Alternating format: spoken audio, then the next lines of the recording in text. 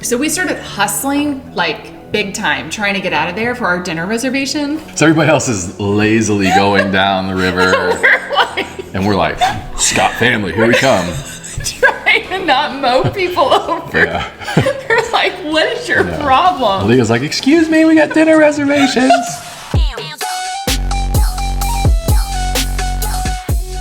Yo, what's up, Facebook?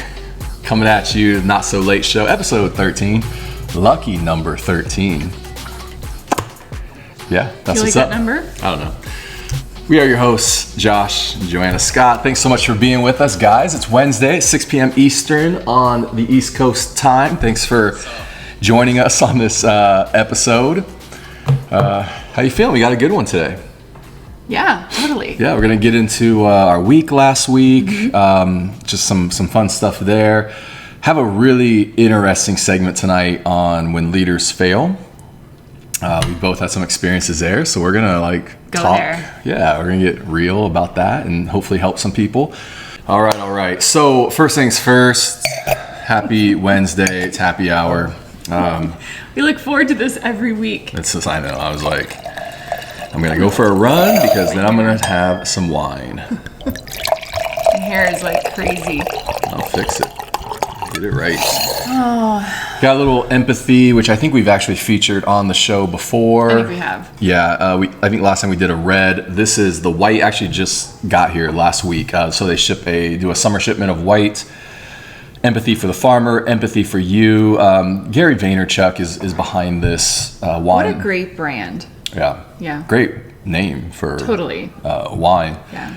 But 4 farmers are involved in this, and so it's just great. Yeah, it's a white blend. It's a California white blend, so lots of stuff in here. But I think I would have to guess probably the primary.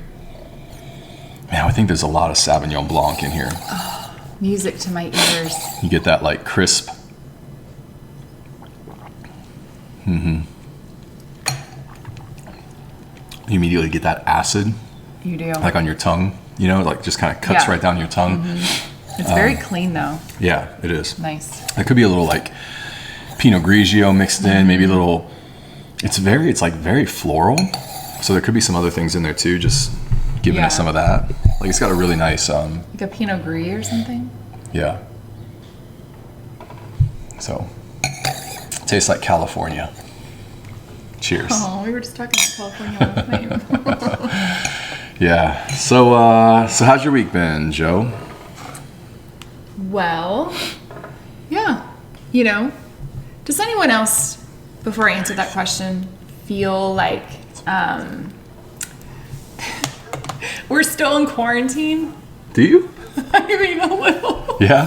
Well, I was making you think that. on the home front with the kids, since all museums and COSI and the zoo and everything is closed, there are not a lot of options other than going out to parks and just basically anything outdoors. That's your life, kids. Yeah. We can't go to the movies. Nothing. Yeah. You can be in the house or you can go outside. So I heard the zoo is now open though. It's just by reservation. Is it? Yeah, I think it was maybe like in the last week or 2. Oh, I love the zoo. Yeah. Okay. So Well, there's something. Yeah, but today you got the kids together and you're like, we've done everything. Like we've done all the things. There's nothing left. We've been to every outdoor park.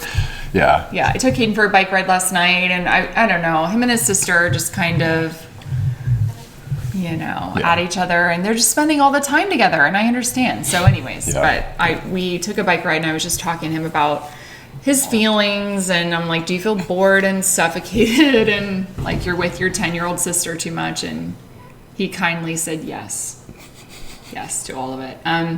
No, but I mean, there have been some highlights for sure. We have had a lot of family time. Yeah. This even last with week, extended family. Yeah. This last week was great. I mean, you and I got out for a date night. We did. We had Father's Day weekends, which you arranged a kayaking trip for the family. Yeah. So, which was fun. We got a couple pictures here.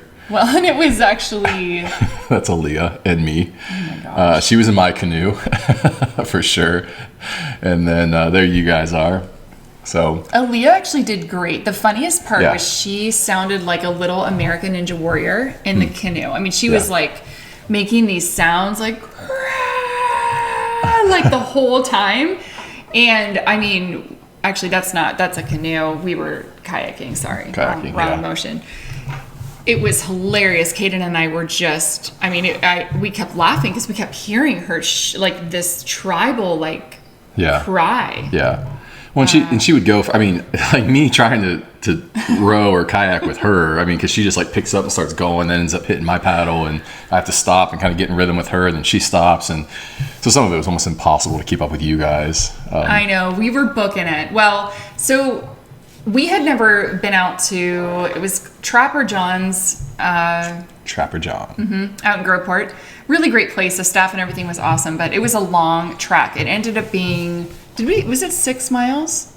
Yes. Yeah. Right? Yeah, 6. At the end, I think we actually weren't sure. We got into, we're like, yeah, we'll do the lower track. Anyways, 6 miles in, or actually an hour in, we realized, oh man, this is going to be a long time. Because Caden and I got turned around a couple times. Our canoe, we almost flipped from the rapids because he kind of went for it, and he didn't realize rapids could actually tip you over and fill your boat really quickly. So anyways, we had to drain the boat. It just took some time. And so we started hustling like big time, trying to get out of there for our dinner reservation. Yeah. Because I was like, dang it, I made these awesome dinner reservations for Father's Day. I'm not cooking, so we can't miss it. Yeah. So everybody else is lazily going down the river. And we're like, Scott family, here we come. Trying to not mow people over. Yeah. We're like, what is your problem? Leah's like, excuse me, we got dinner reservations. Did she say that? At one point, yeah. Oh gosh, how embarrassing. So that was fun. Saturday we actually did a cookout with your family. Oh wait. We surprised Josh. I have a prop. We surprised Josh with a board game. His own personal. Of Josh. I know. It's amazing. You need to take pictures of this. So we're going to play this. Hopefully tomorrow night or something we can play it. Yeah. But I mean, it's a personalized game, people. The branding, so courtesy impressive. of your 10-year-old daughter. Yeah, the emoji. I mean, we have like actual game instructions where the branding gets carried over. Cards. Oh, yeah. I mean, it's basically 4 seasons of Josh's life, and there are different playing cards for every season. I know every fact about this dude you'd ever want to know. So some of these are going to surprise him. He's going to be like, oh, you have a good memory. Nice. So anyways, that was super fun. Yeah. It took the kids and I days to work on this. Yeah, it was surprising too. I had no idea something like that was coming. Yeah. So, yeah. But, you're worth it. Yeah, well, thank You you. have your own board game. We celebrated with your family on Saturday night. Part of our family. So Aaliyah was missing from there. She was inside. She had just hurt her leg on the trampoline. Yeah. And somebody said, let's jump. My sister. And take a picture. My youngest sister and her family are in Fort Wayne, Indiana. So anyways, yes, that was, I said jump, always. Yeah, outside, at night, take a picture. So I have to mention, my mom, we get together now, my mom, Janice, I don't know if you're watching or you will watch this, she has been making these cakes that are crazy good. I mean, so here's the thing, people, friends, they're gluten-free, dairy-free. Mm-hmm. They are like masterpieces. They're really, really good. Aren't they insanely good? Yeah, like I would be honest about that. For a long time I was like, it's okay, but like it's not a real cake. Oh my god. The last one, this one and the one before it was like, oh snap. Like we're on a whole nother level now with cakes. She's using like plant-based, vegan butter. I mean, and you would think, that is, I mean, if you have to cut the dairy out of a cake, it's one thing to be gluten-free, another thing to be dairy-free. Mm-hmm. Anyways, she's killing it. She's killing it. Just for the family. We're all encouraging her to open up a business. She is local to Columbus, Ohio. So if you would like a gluten-free, dairy-free cake, and you would like to pay a nice premium for it, because it takes her 5 to 6 hours, and it's made in a very clean kitchen with very clean hands and lots of love. Yeah. Anyways. Yeah. But I mean, we used to get those from some of the bakeries here. And I mean, gosh, you could pay $70, $80 for a cake. Oh, yeah. And I still would, just to not have to make. Oh, yeah. But I mean, the first time you sent me downtown to like one of those bakeries to get one, and I walk in and I'm paying for it, and the receipt's like, $84 and whatever cents. I was like, say what? Like, just a cake. So I mean, it's a legit thing. So That's super funny. Yeah. Did you have a good work week? Yeah, I mean, this is we got vacation coming up here soon, so you guys know what that's like. The first couple weeks before vacation and the first couple after just get a little crazy. So this is content week. I mean, I've got like 6 pieces of content we've been producing. A lot of filming. Yeah, we filmed the 88 show Monday, filmed a special presentation for the Dental Marketer group. Michael Arias. That's going to drop in August. Just had to get that out. Yeah. Today we recorded some videos for our website, the Studio 88 website. We did. Tomorrow I've got to go live. We've got this tonight. And then Friday, I've got the second expansion podcast is happening. Okay. So lots going on. One of the humorous things from this week, though, we were in our social media meeting on Monday, and Ariel, who's on here, hey Ariel, yeah, she said we need to hire Aaliyah for her brand skills, for sure. Joy's on here. Hey Joy, Dan Odenwald, Shauna, what's up guys? Sarah Ritchie. Sarah Ritchie. It's like you guys could be marketers. Maybe there's a future. But they, what was I talking about? Oh, so she found this picture. We were talking about a social post, and she was like, hey, let's put this, I want to use this picture of you. This was in Chicago, year and a half or something back. Yeah, it's a great photo. Yeah, it's a cool photo. Super And fun. so I have this thing now. I'm like, well, I don't have a beard. So like, it just looks old. People know it's old. It doesn't even look like Does me it bother anymore. you? It's not that it bothers me. It just feels maybe I don't know. It's like it's too old. Like we're Like not not using. current enough. Yeah, something get like that. So I was like, we'll have to Photoshop a beard onto it. Well, anyway, Tyler, one of our designers, as we're sitting there, does that. So Can you all see that? Can you see the beard? Is there a way to enlarge that? yeah, they can see the beard. But hold on, I feel can like actually. you should. I don't know. I don't see Yeah. it, but Wait, no, hold on. Because you're I can kind of at a distance. I can do this. Hold on. I'm going to enlarge this as we're talking. But yeah, because if you get in close to it, man. yeah. That is some mad skill. Isn't that amazing?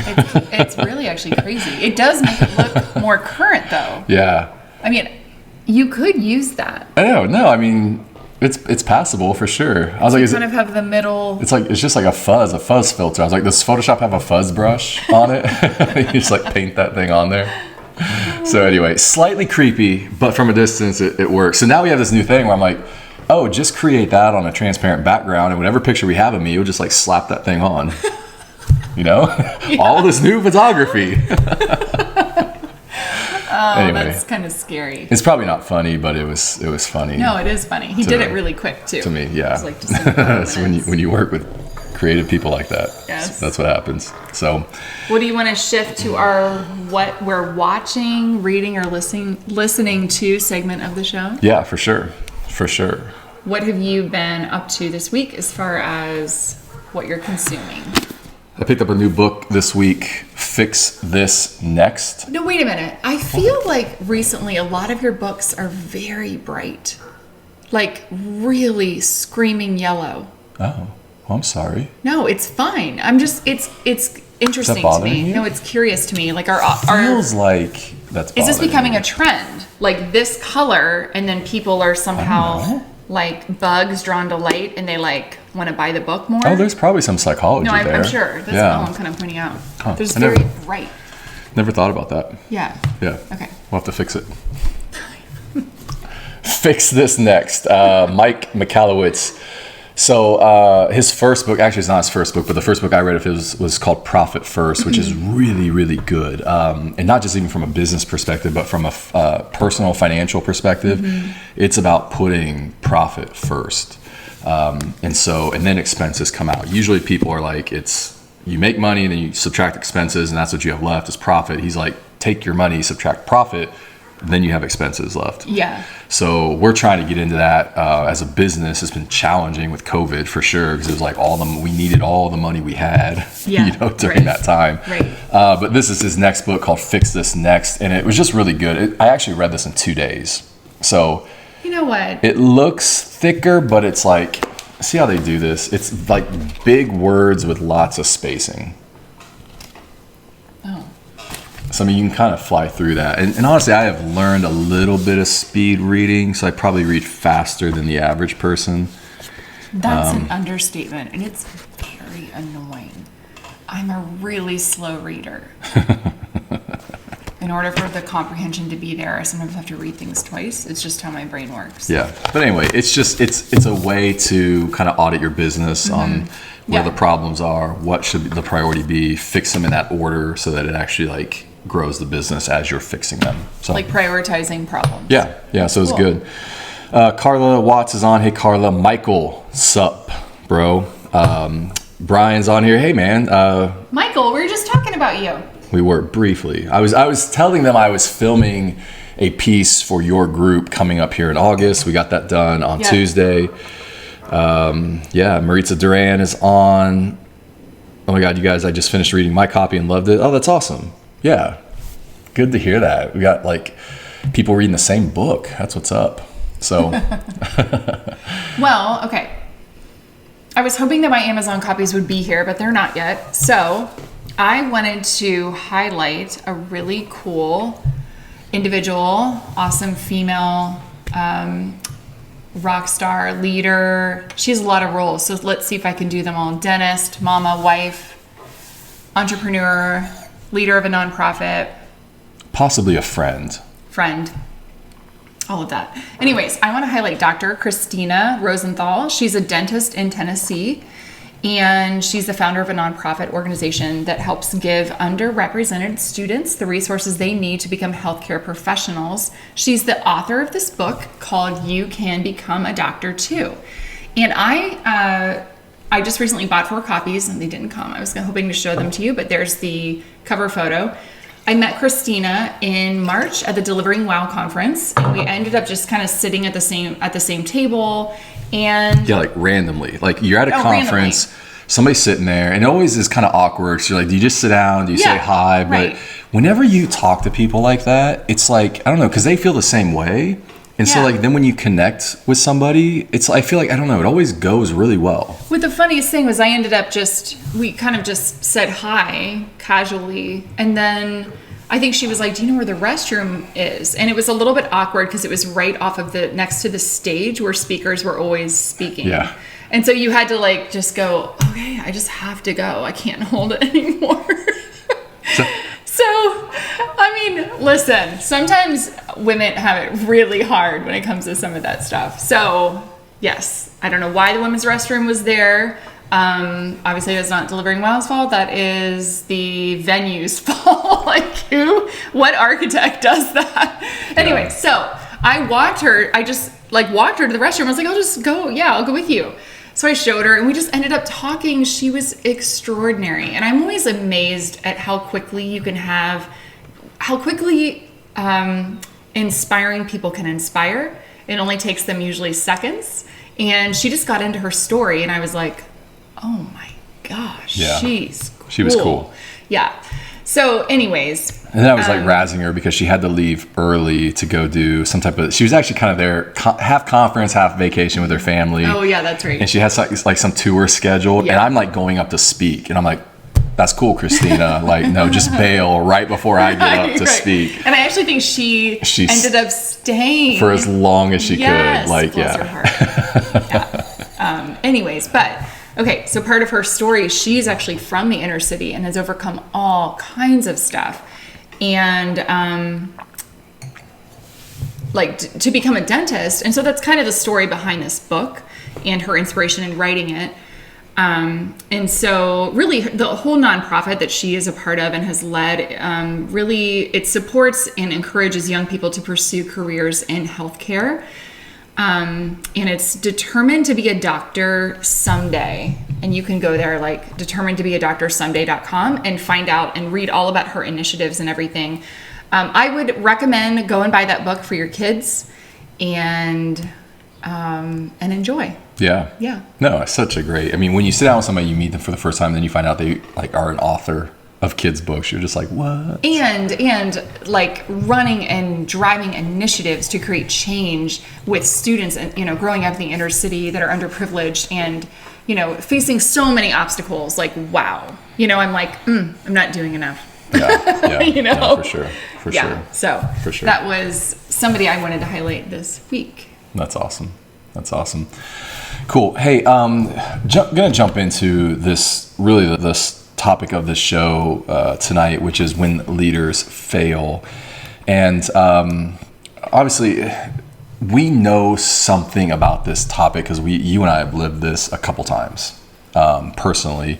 But yet, the spark, or really the reason why we got into this, was kind of some shocking news a couple weeks ago. You want to? Yeah, I mean, I don't know. Listen, let me just collect my words and thoughts before I begin. I am a huge fan of Rachel Hollis, and her husband is Dave Hollis. And if you know me, that's not a secret. I have read all the books, listened, I'm pretty up to date on the podcast, and of course I've been through different seasons in the past couple years where I've listened more than not.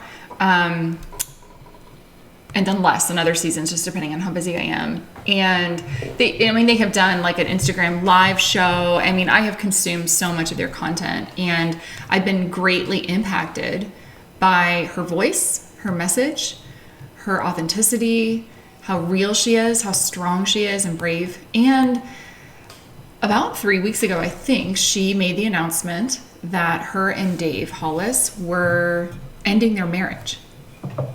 Just announced it on social media. Yes.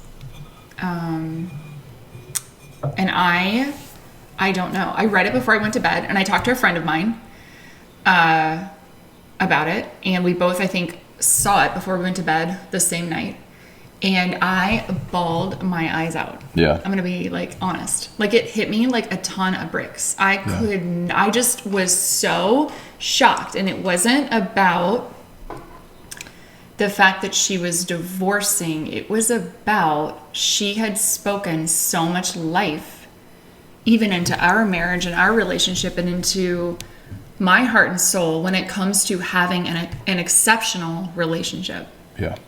And they've been married for like 18 years. 18 years, 4 children. They are, they've adopted their 4th child. I mean, just was not expecting that. And a huge part of their brand was them working together and kind of almost acting, I would say, online like marriage or relationship mentors. Yeah. So much of their material was them figuring out life together, even though it wasn't perfect and it was hard. And they were just, so it kind of just, I don't know, that took me by surprise, and I wasn't expecting that. And I don't know if I should keep going on, or do you want to weigh in at all? Yeah, no, I was going to ask you, like, why? Like, why do you think it hits you so hard? I think, honestly, because, one, I had to step back and process, why is this affecting me like this? I've never met her in person. I probably never will. That would be amazing to meet her in person. So why does let's say an indirect influencer or thought leader in the online space, why is that affecting me so much? Because that was a surprise to me. So I had to really do some reflection and kind of figure out why. And I think there are some questions that I was asking myself. I think the main premise is, does their advice on boundaries, date nights, Enneagram, sex, how to work through hard stuff together, does it actually lead to an exceptional marriage if it didn't lead to their exceptional marriage? Right now it's like you're questioning. I'm questioning the validity of it. The validity of, I guess, everything they've been coaching us on. Yeah, I think that's fair. Like, does their philosophy and perspective from all the past podcasts, and does that translate into healthy deposits into people's marriages and relationships? Yeah. So I've spent like the past few weeks just thinking about that, and I believe it does. It still applies. I believe it still does. Yeah. I believe that leaders can be going through things behind the scenes that none of us know about, and still can be teaching sound, principled, valuable information. Yeah. Yeah, 100%. Yeah. No, I agree with that. Just because we've seen that enough The deal is leaders can get isolated in that process too, and never know when to ask for help, who to ask for help, how to ask for help. Completely. And so you can have some of that insight, some of that truth, be a teacher, leader, and yet at the same time fall into that trap. Yes. 100%. And think of how hard and difficult that must be for them to be in the public eye in the way that they are. And your audience's expectation or public expectation is that a leader's life should match what you are communicating or teaching. Yeah. Or speaking from, right? Yeah. But I think the reality is, and this is, obviously now true, and she just released a podcast. They took like a break from social, and I think she's still taking a break, but from posting and stuff. But she did release a piece of content on her Rise podcast that I listened to, and I think it's obvious now there was a lot going on behind the scenes that they were not communicating to their audience, and that is their right. Right. Yeah, for sure. As far as what they disclose and how vulnerable they are. Yeah. And so, I don't know. I just think that it was really, I'm sad about it. Yeah, for sure. I think sometimes we blow over I don't know, our emotions or feelings about things. And I'm like, well, it genuinely makes me sad. I mean, even though she's not my friend that I just can Marco Polo with, it still makes me feel sad. Yeah, for sure. I think with leaders sometimes is sometimes the best leaders are the visionaries, right? That's what attracts people to them, is because they just see things differently. Sorry, I hit your chair. No, it's okay. We were doing that last week, nonstop. Sorry. So, no, but that's what attracts people to them. That's the charisma. It's that vision. It's that visionary thing. The part of the problem with that is it's really difficult to live that out day to day. Yeah. It's such a big expectation to put on anybody to live from that visionary place every single day. And so if as a leader, you can be a visionary and you can communicate that and you can have that type of relationship with your audience. If you can't put realistic expectations on yourself and manage that, then it's going to set you up to fail, because who can actually live that daily, and actually be all those things all the time in every way. Right. And so that's the trap with leaders. They get in this place of isolation because there's nobody there to help them. Yeah. There's nobody there to turn to. And so you can talk those things, but it's knowing okay, I actually need help with this. Right. I'm not Superwoman, I'm not Superman, and we've got some issues here. Right. So I mean, on last, thing I would mention is we just are sending a lot of grace and love to the Hollis family, and I mean, that's all anyone needs when they fall down and go through things like that. So this sparked the whole conversation with us about let's talk about when leaders fail, because Joanna and I have had multiple experiences with this. Specifically, I've had 2 and you've had 1, and so it kind of just sparked the whole thing in me of look, sometimes leaders fall, leaders fail, leaders disappoint, leaders don't meet expectations for whatever reason, but how do we deal with that, right? What are you smiling at? Oh, this is so fun. Is it? I don't know. I guess we'll find out. We're going to find out. Is this fun or not? No, so Joanna and I have both served in leadership roles. We've worked for leaders, visionary, charismatic leaders, and thought we'd share some stories with you, and then also just how we got through it, and maybe some tips there. I remember we're going to leave some names out, but for me, we're going to call him former boss number 1. Is that what we decided? I think that's what we decided. Yes. But gosh, early mentor of mine, part of my life for, a good solid 14 years. from our life, late high school through that seminary college experience into like ministry, church world, made so many decisions based around this person, and had huge vision, actually pulled so many of my friends together, and our friends to actually like do a project together, work on a big project here in Columbus, and then just blew the whole thing up. I don't even know what the term is for it, but ended up drinking and getting too far, like getting into a place of alcoholism, some public episodes of violence, which was crazy. Yes. Yeah. And fortunately, I kind of stepped away from it before all this started blowing up. Eventual affairs, lost his family, lost his wife. Wife ended up passing away after that. Like really a lot of tragedy. Really got sad. Yeah. And still now is like, I don't know his relationship with his family, but really such a difficult situation. And yeah, it was, I look back on that, I'm like, that was a good chunk of about 14 years of my life that was wrapped up around that, you know? And so it's difficult. Do you want to mention what it was like working for him? If you could sum it up in a sentence or two. DoorDash. Doorbell.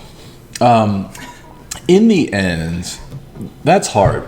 Here's what I'll tell you. In the end, it came down to I felt like I was going crazy. I always felt like he was a really good leader, but like when I'm in my 20s, I think I just misjudged that. From the outside, he looked like a good leader. Yeah. And all of our friends were starting to move there, and everybody's like, there's this amazing experience, and we've got this opportunity and all that.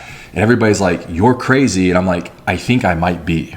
Like, but this is not working. I mean, I gave it 5, like in the end, that last kind of project together, I gave it 5 years. Yeah. Which is a long time to commit to something. Yeah. When from day one, there was a red flag. Yeah. Like a significant red flag from day one. And then true. I tried to make it work for 5 years. Right.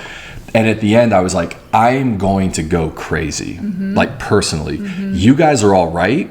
Go have the time of your life. Yeah. I hope this blows up and it's the project of your dreams.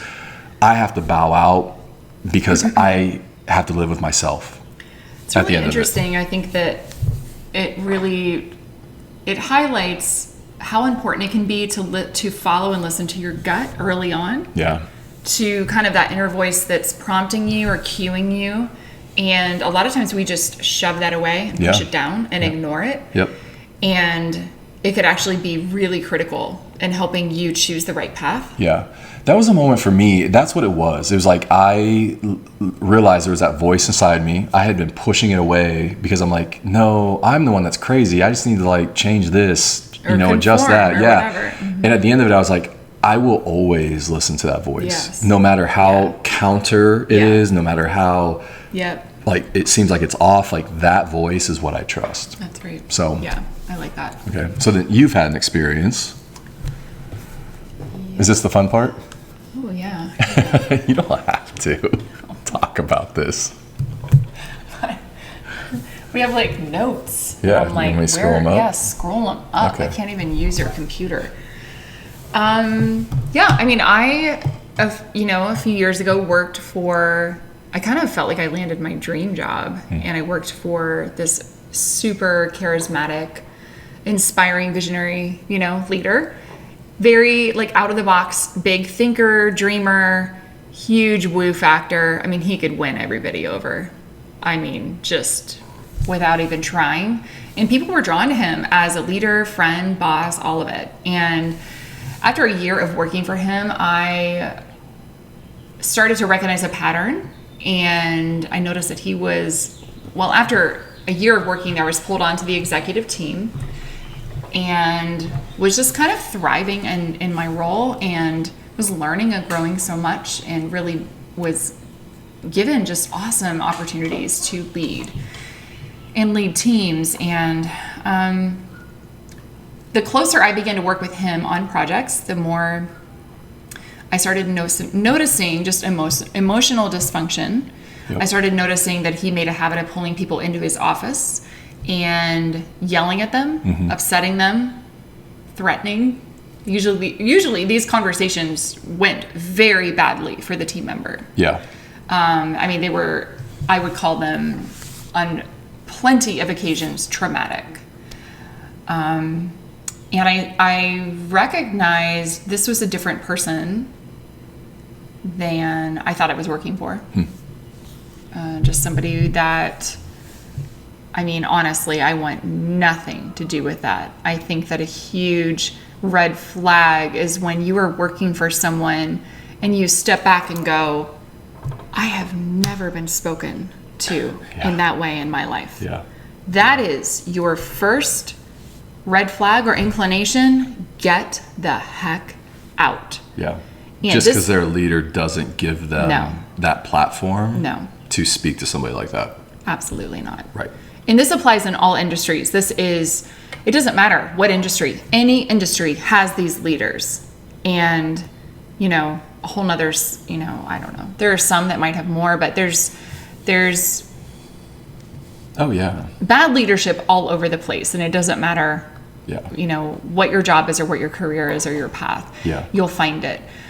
So, I mean, honestly, those years, they were definitely, there were so many wins, but then, in the end, it just was it felt like a huge loss to me. Yeah. And it was major disappointment. Yeah.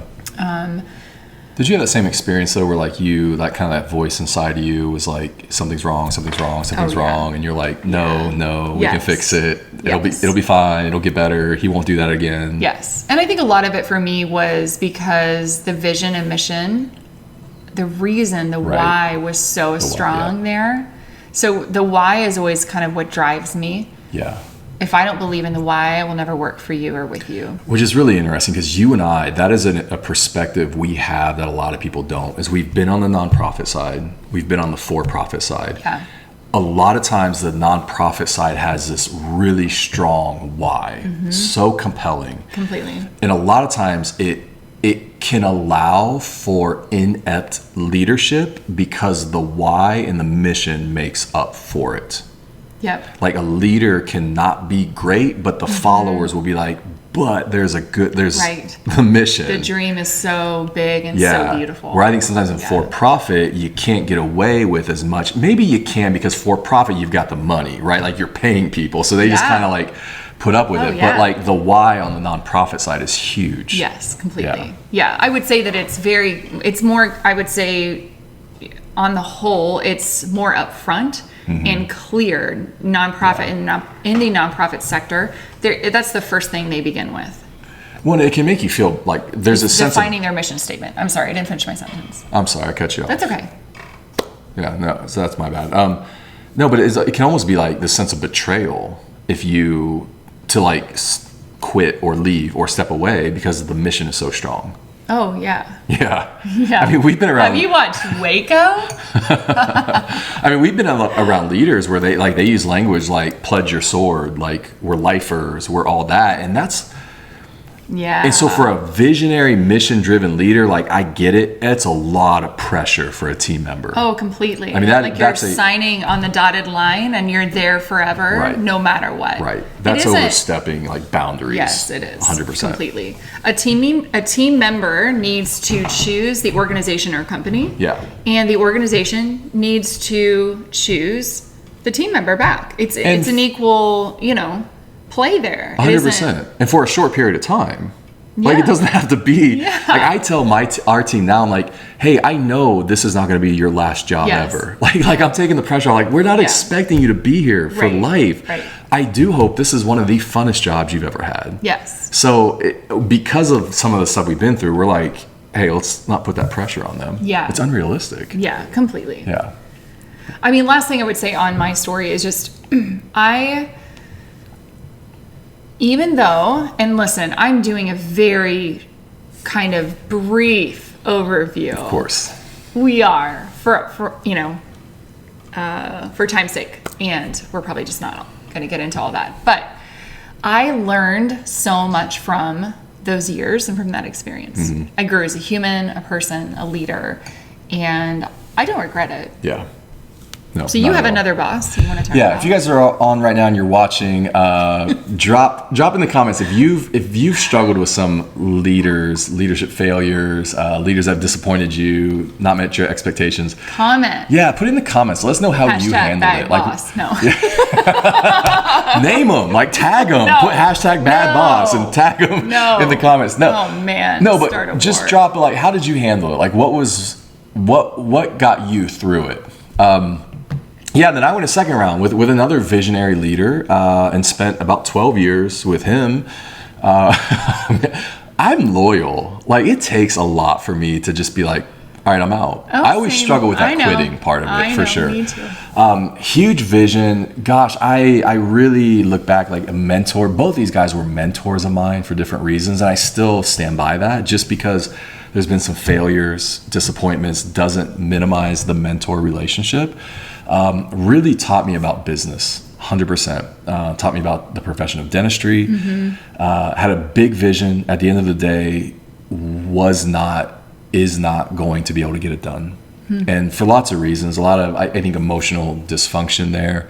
I think not being able to get out of the way of his ego in how he treats people. And I've had some of those same experiences too, where you're just on the phone and you're like, I remember the first time I got a phone call, because I met with him and like he kind of like courted me a little bit. And so when they do that, it's all like, oh my gosh, we love you, and we think the impact you're gonna make here and all that. It's the honeymoon period. Yeah, exactly. Right. And so like there's this honeymoon period. I remember the first time I got on the phone with him and that mood changed, and I was like, whoa, okay, this is real intense. This is real direct. I haven't really been talked to, and you deal with that for a while. And I remember I got to a point with him on the phone one time where I was just like, so I stood up for myself. I'm like, so I'm not going to be talked to like this. And this is not constructive for us. Yeah. So I'm more than happy to get on the phone with you later, but I'm going to step away right now. Yeah. And I put the phone down. Good for you. I don't know. It doesn't really make for a good relationship with your boss. Typically, it's just not going to work. As soon as you do that, I think your days are numbered. But you know, it's like, do you stay in that environment or do you start to put yourself first and go, all right, got to get out. So anyway, those have been, Trish is on. Hey, Trish, good to see you. We're headed your way next week. So I know, that's exciting. Actually, we're going to talk about that at the end of the show. So let's talk about some pro tips for employers and team members. Yes. Okay, so before we talk about like how to work through some of these leadership fails that you might experience, you know, throughout your careers, I want to speak directly to employers, and I just thought this would be the perfect time. I have a pro tip for employers, and I have one for employees or team members. Yeah. If you are an employer, please do not pull team members individually behind closed doors and release your pent-up frustration or anger on them. You don't have to have as many solo conversations with them as you think you need to. Yeah. Usually, if there's something tenuous you need to say to a team member, you need to have an objective third-party person there. This third person should not be someone who is a yes man or a yes woman to you, but a really healthy counterpart who is a promoter of good leadership and mature, accountable conversations. Yeah, 100%. So if I'm upset with somebody on our team, which doesn't happen a lot, I think I give myself some time to cool down, for sure. Like, I'm not going to pick up the phone and react. I'm not going to pull them into a room. But from day one, there's actually not a lot that we do in the company without a group of three. Like whether it's travel, whether it's reviews, whether it's having a tough conversation like that. Right. So like today, this morning, the majority of my morning was reviews. I booked 2 team members, and Joe, my business partner, and I, same restaurant. We just like lined them up and came in. But like we do, whether it's you and Joe or me and Joe or some type of combination, but just want our team members to feel safe, want it to feel objective. I want there to be this sense of like team leadership in the company. And so we do a lot of things in teams. I think it just promotes safety and health overall. Completely. Team members, leaders who run from accountability are not worth working for.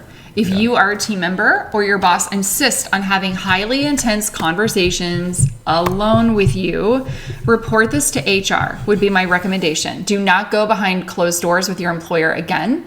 Insist that a third person from HR be present. If that doesn't work, you need to move on. I'm not joking. That is emotional abuse, and it is unhealthy, and it is completely unprofessional and crossing 1,000 boundaries. Him and I have lived this years and years and years. And so I kind of finally feel brave enough to talk about it. Yeah. Yeah, and the bigger issue there is your emotional health and your dignity as a person. And because somebody's giving you a paycheck does not give them an excuse to treat you less than. Completely. 100%. Yes. But this happens every single day. It does, all the time. People put up with it because it's their paycheck. Yes. And it's their survival. It's their well-being. And employers can take advantage of that. You can find another job. You can find another paycheck. You can find companies that are healthy, thriving environments that are safe for you. Yeah. Cool. So let's discuss, okay, how does one move from a toxic environment into a healthy one? Or how do they move on in a healthy way? How people move on a lot of times can depend on kind of the aftermath of what's happened. So it's specific to the individual, what they've experienced. But there will definitely be some common threads here that I think would be relevant regardless of any type of toxic work environment. I believe that these few steps would definitely help you move in the right direction towards health, towards moving on from that place or that person. Yeah. The first one would be remind yourself of your value. There's no better place to begin than to boost your confidence or awareness of your strengths. My personal favorite is a strength finder assessment. He probably laughs at me because I love it. I geek out on personality assessments and strength assessments because I think that when you understand yourself, it increases your confidence. And when you have confidence, you can slay. I mean, you can kill it, right? Yeah. And you can do what you're meant to do. Anyways, this assessment it's literally like $15 online. It takes about 20 to 30 minutes. We do it with all of our onboarding team members. It's highly accurate. It's based on 40 years of research. And it will give you insanely awesome insights to help you recognize the attributes in yourself you may have previously discounted. So it really highlights 5 of your top strengths. Yeah. I love this. I love all your points in here. Like, you've got some really great points, by the way. But no, I think because when part of one of the red flags or keys to know that you're in an unhealthy, toxic professional environment is when your confidence starts to erode. Yes. And so, or when someone tells you, we're not sure what your value is here anymore. We don't know what you're going to do. Those are major, back it up. What did you just say to me? Right. And sometimes you don't know it till you're out of it. But one of those things is like when all of a sudden you realize like, oh, my confidence has been torn apart or torn down. You realize you were in a toxic, unhealthy environment. And so repairing that is huge. And so just taking a moment to go like, okay, this is who I am. I'm going to embrace this. Like, I have value to bring to the table, and these are my strengths. So we actually, every team member, we just hired another one, but ran them through these tests. Yes. Because it helps us. Yeah, and it helps clarify and define the awesome attributes that that new team member has, and maybe they haven't thought about it in that way, or maybe it hasn't been as clear. Yeah. The second one is really hard. It's take the high road. I know, guys, hang in there with me. This is something that you and I mutually have agreed on with every one of these experiences. No matter how toxic the situation is, do not participate in gossip or trash talk. Yeah. Especially online about your former boss or your former employer. Yeah. By taking the high road, you can demonstrate, you're demonstrating good leadership, right? You're demonstrating that you're not going to be involved in that toxicity. You can't let them take your character from you. And that's the temptation, is you're going to want to blast them. You're going to want to tell your side of the story. They have a platform. They have a voice to tell their side. You know when you leave what's going to be said about you. Right. And that's really difficult. Yes. At the same time, you have to go, this is what's best for me. Yes. I'm and walking it's really away. Yeah. And it's really hard to use discretion, but when I don't know, when all of the back talking or the gossip and then whatever comes out, it really can come back and haunt you. And a lot of times we vent in ways with people or online, and we really should just do it with our private small circle of, safe people, which I think is very healthy. Yeah. And we want to retaliate because part of it is like we've been hurt, something's been taken from us. And so a lot of times on the way out, whether that was voluntary or involuntary, we want to retaliate. And it's like, you know what? The best thing you can do right now is to get away and be away. And we've actually I feel like I've erred on the side of this, where in some of these situations, I've had really good friends that I left out of this decision because I didn't want to speak badly about it. And it's tough because then that can actually hurt your friendship with that person. And when it has. There were some friends that, like, I remember the first time, former boss number one, where it kind of walked in and was like, I'm out. And I had friends that were like, what? Yeah. What? Like, we just got here. Like, where are you going? And I'm just like, I can't. I remember like making up reasons because I wanted to protect the leader. I wanted to protect the mission, the vision, and all that. And I don't know that was quite healthy either, but I do know that just discretion is, you will look back and be so thankful that you did that. You will. Yeah. The third thing I'd like to highlight is clinical counseling. Yeah. People who say counseling is only for super mentally ill people are very wrong. Over the past decade, it's been amazing to see just the change in stereotypes regarding clinical counseling, and people are more free now to really share their experiences with it.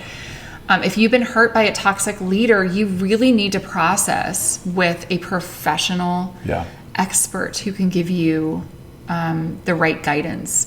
And most often, the person who's been bullied or emotionally beat up has stayed too long in that environment, and a lot of times the blinders are pulled over our eyes and we don't even realize what we're coming out of. And so that's where the experts can come in. A professional counselor can really listen and analyze the data you're giving them and give you their professional expertise and opinion about what your next steps are to health or boundaries, because that's a whole nother conversation. But really healthy boundaries moving forward from a unhealthy environment, ex-boss, whatever it is, are very critical to you moving forward with a clean slate.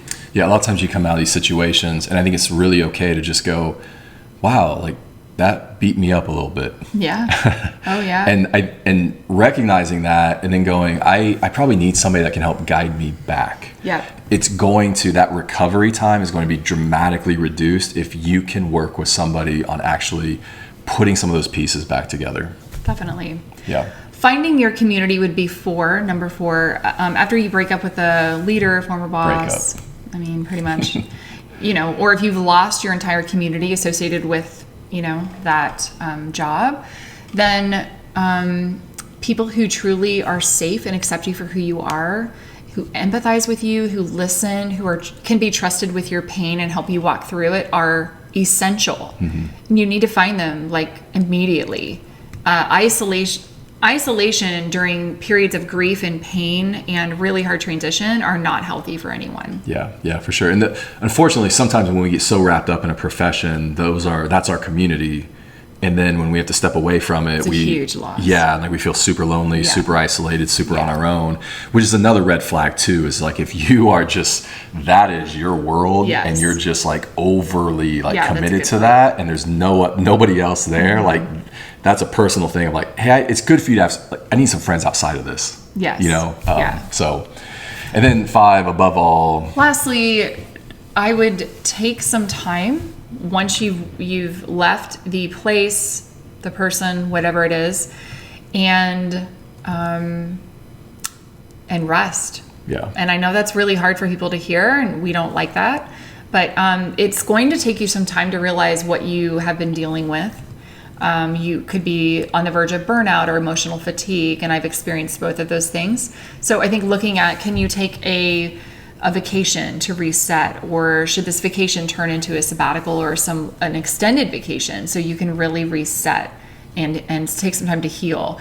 How can you put like rest and kind of life back into your body and mind on a daily basis, and just evaluating what that looks like for you? Yeah. Look, leaders who fail are more common than not, for sure, because they're human. And we all fail.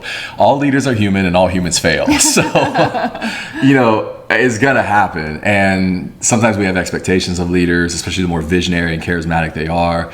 And the fact is they're still fragile, broken humans behind that. And so on the positive side, this will make you a better person. Yes. You will come out of it. I am better for both of these experiences. Like, I don't look back. I remember I had this like moment where, because I think I always struggled with that, like gave chunks of my life to some people and to some leaders and was committed to them. And I look back and I'm like, yeah, I could have done so much more. Like Studio 88 could have been so much further ahead. I could have started this earlier. I could have like done this. But there's this old like Jewish like story of this woman who takes this expensive bottle of perfume in this like clay jar, and she breaks it. She finds out where this like well-known rabbi is going to be, and she goes in, and I think he's teaching. In my mind, this is how it is. Like, he's in a chair and he's like teaching. He's got disciples all at his feet, and she goes in and she breaks this thing over his head, which seems a little like, and all of a sudden, like, he's still trying to teach, but there's just like perfume like going down. It says it's like getting in his beard and all this, and the disciples criticized her, saying, "Do you know what that could have been sold for?" And given that money to the poor, and and all the things like people say, right? And it's just like dumb sometimes. Like, they miss what's literally right in front of them. Yeah. And he says, this was an act of sacrifice. And that's the value of it. It was an act of worship, which is really, the word worship is really sacrifice. It's us sacrificing something. And I'm not trying to get too like churchy on you at all. It's just like this kind of old, story. And I remember reading that or hearing that and going, that's what that was. I gave up a chunk of my life.